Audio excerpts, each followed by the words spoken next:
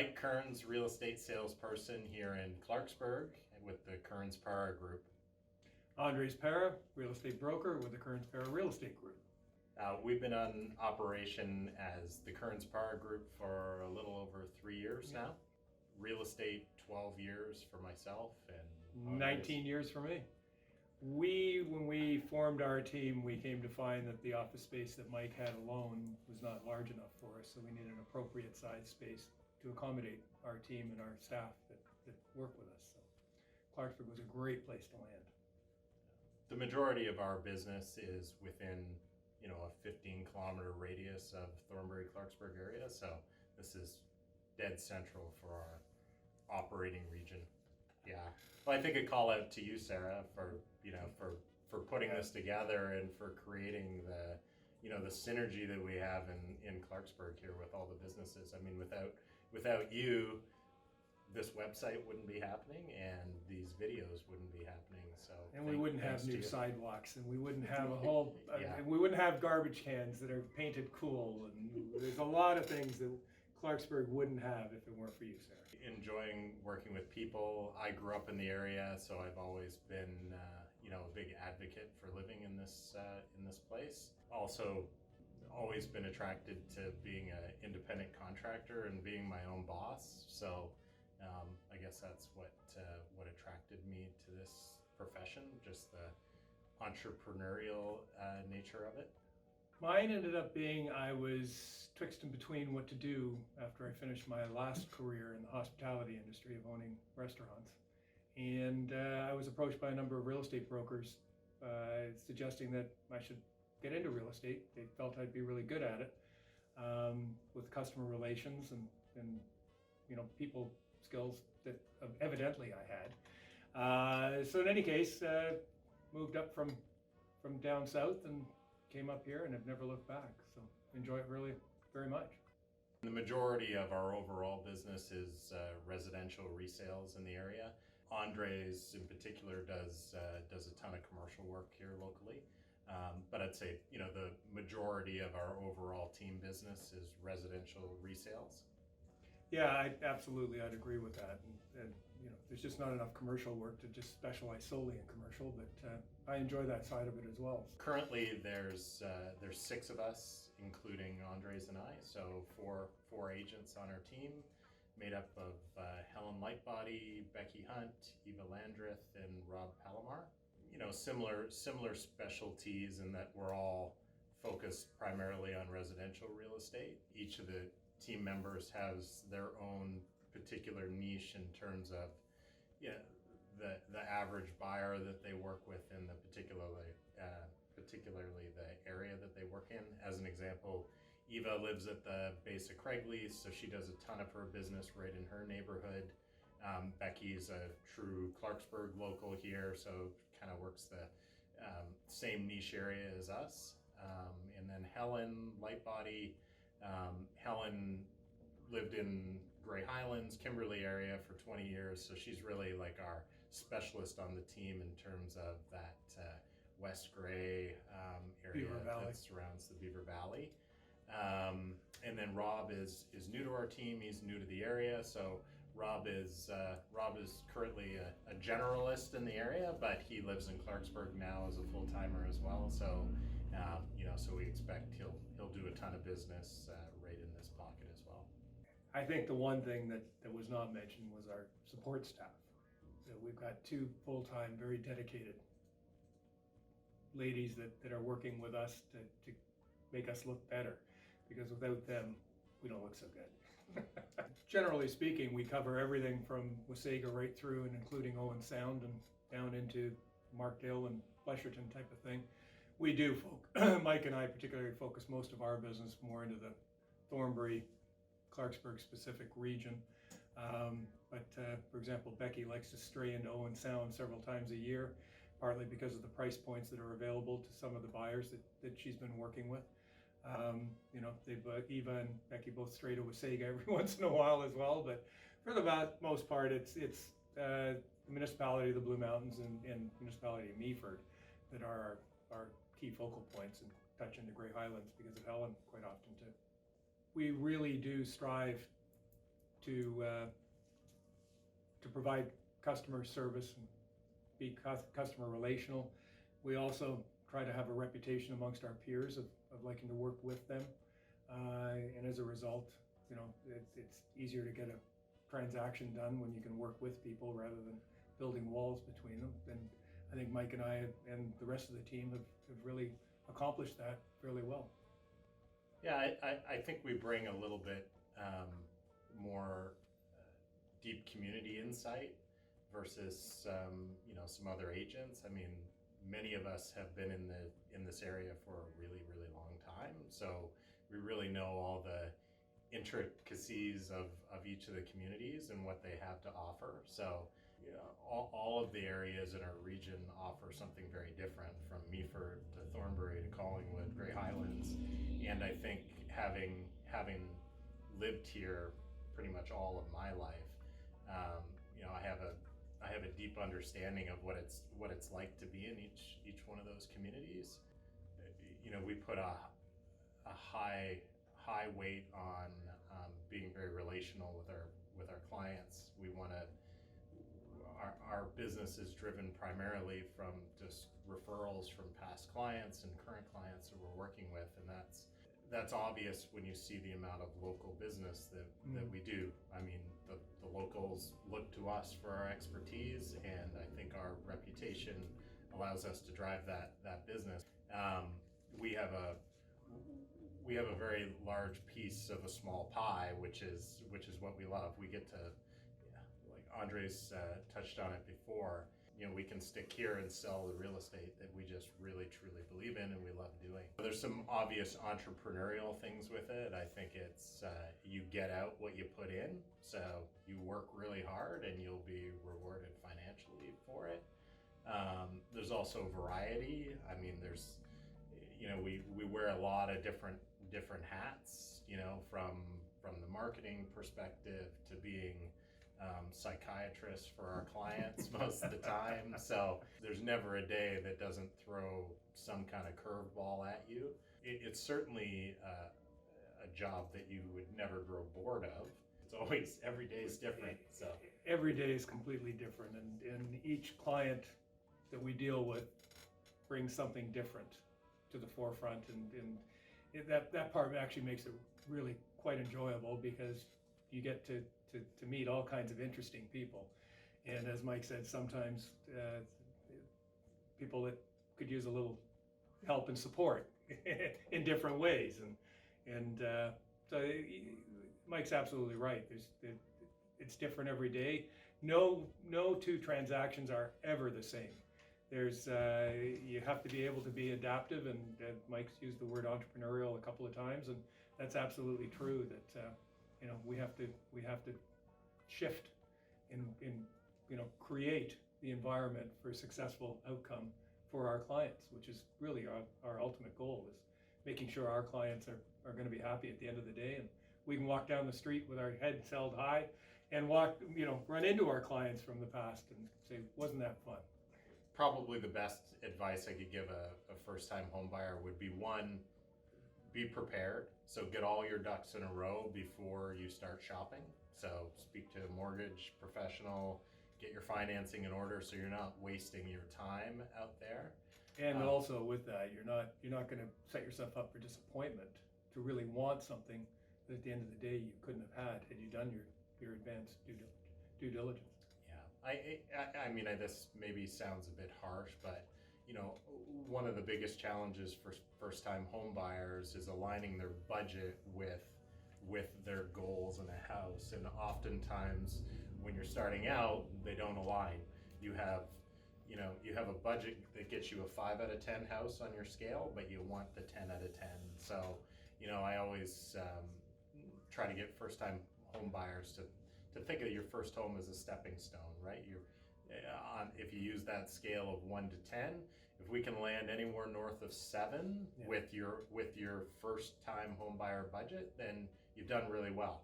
And then on your second or third home, then we can strive to get beyond the 7. But I think it's just having realistic expectations when you come in and being prepared.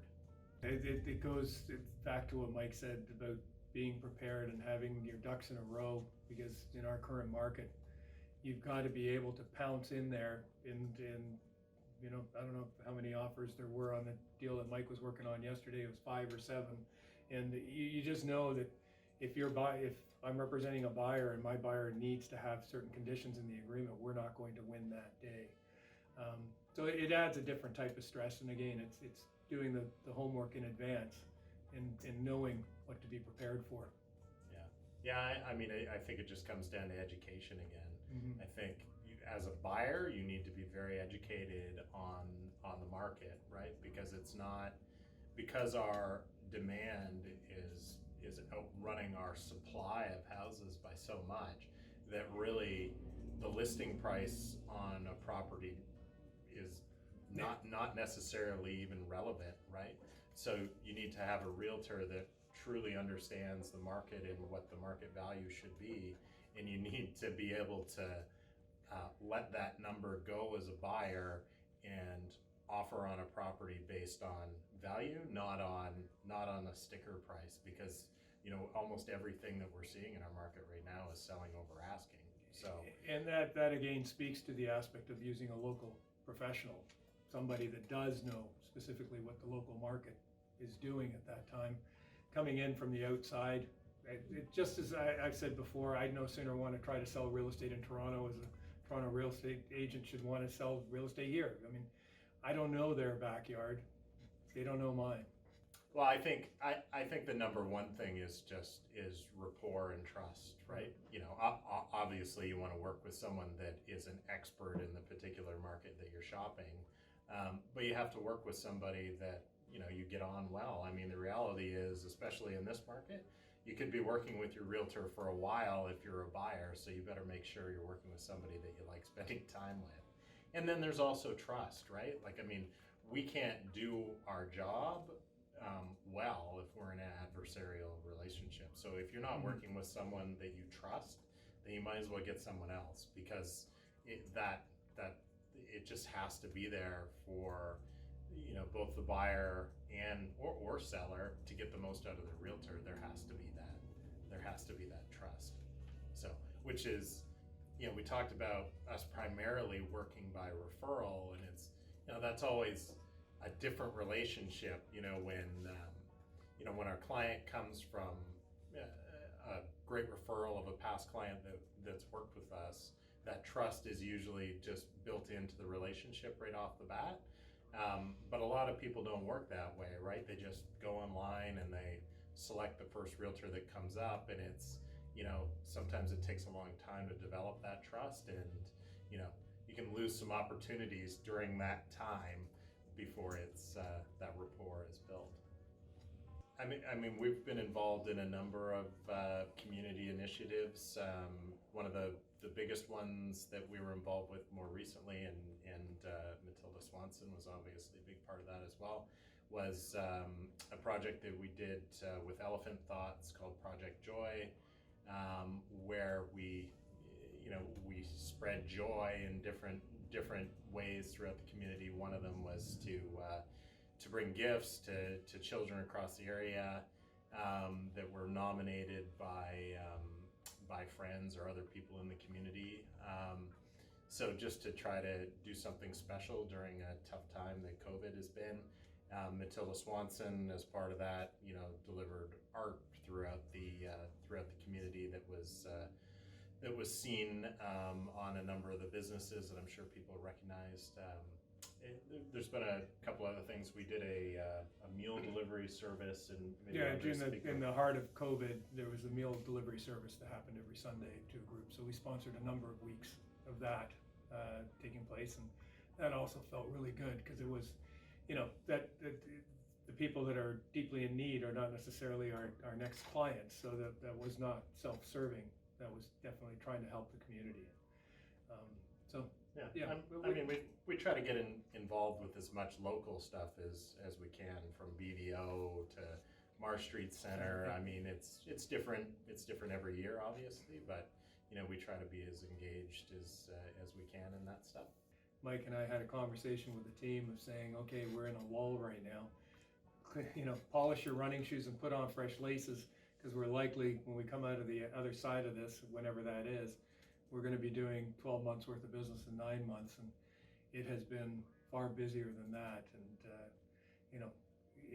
it keeps us motivated. Yeah. We're a tired lot right now. Yeah,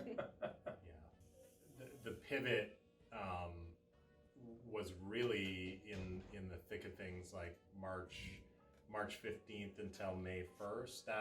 That's when we shut down our marketing. We had to be sensitive to what was going on out in the world. Obviously, there were still people that wanted to transact, but we had to be very sensitive, particularly with entering into people's houses and meeting with people. So, our business pivoted there. We were just trying to, provide support to our clients and, try to give them the best advice that we could at the time to ease the stress, certainly for sellers and whatnot that were worried about, not being able to sell.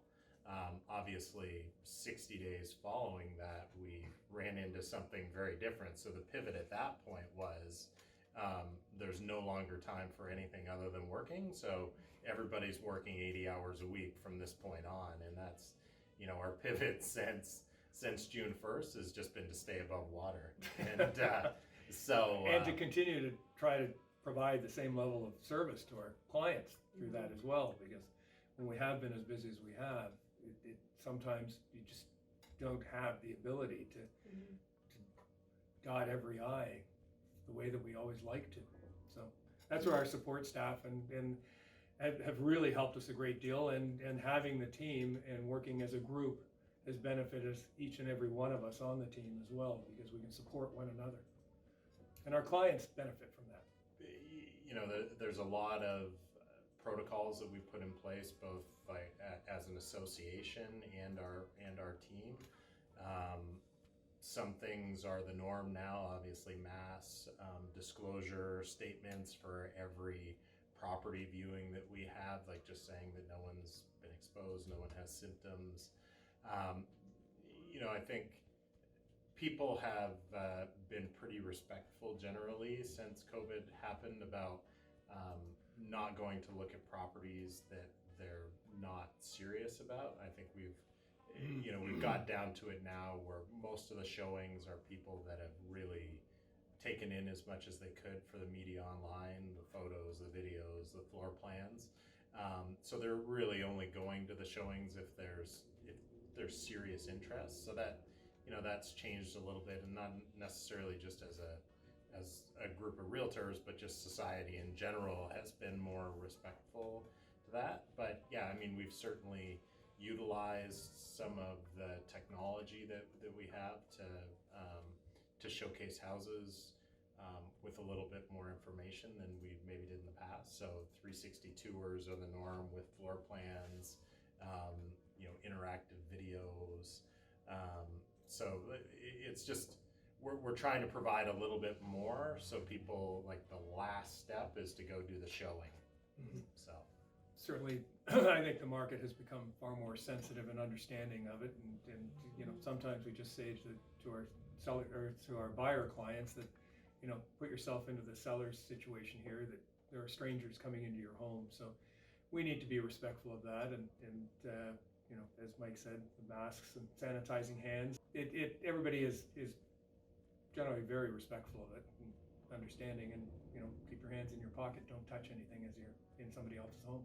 Yeah, well, I think it just comes back to one of the earlier questions that you had, is that we love our community. We love working in the areas that we work, and we think that we have a leg up on our competition because we're all so deeply entrenched in the community.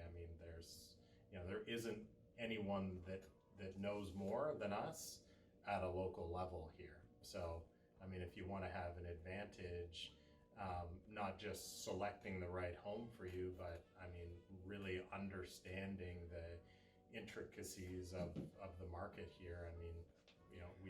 We think that we deliver the best. So. Yeah, and to your point that you just mentioned also, and knowing the communities, sometimes it's more about finding out what our buyers are actually looking for. We're not selling homes quite often, we're selling lifestyle. So it's finding where the right location from listening to our clients are, because sometimes they don't know yet either. So introducing them to what the community really is all about can end up creating the positive outcome for them. Even though they thought they wanted something, they didn't know that what they really bought, because of our assistance, was better for them. Yeah, I think it just comes down to that relational approach, Yeah. right? Is it, I can certainly speak for myself to say that I talk people out of as many properties as I talk them into, just because, so many of our buyers are coming from out of the community, and when they see our prices here, they appear to be good value compared to what they're moving from, but you really have to have your finger on the pulse of the market to really understand that. So it happens often that I have a buyer, or Andres has a buyer that's very interested in a property, and we just say, we don't think that's either the right house for you because of the location, or it's just not the right price, and this is a bad investment for you. So, many cases our buyer would have gone ahead with it, but we know we can find them something that's a better fit for them. You can find us online at kearnspaara.com. We're located right next to the Matilda Swanson Gallery in Clarksburg if you're looking for us here. So I think everybody knows that as a spot to be in Clarksburg. So, so this is our satellite office is right here in Clarksburg. That's our team office. Our brokerage office is right on Highway 26 in Thornbury. So you can find us at any of those spots.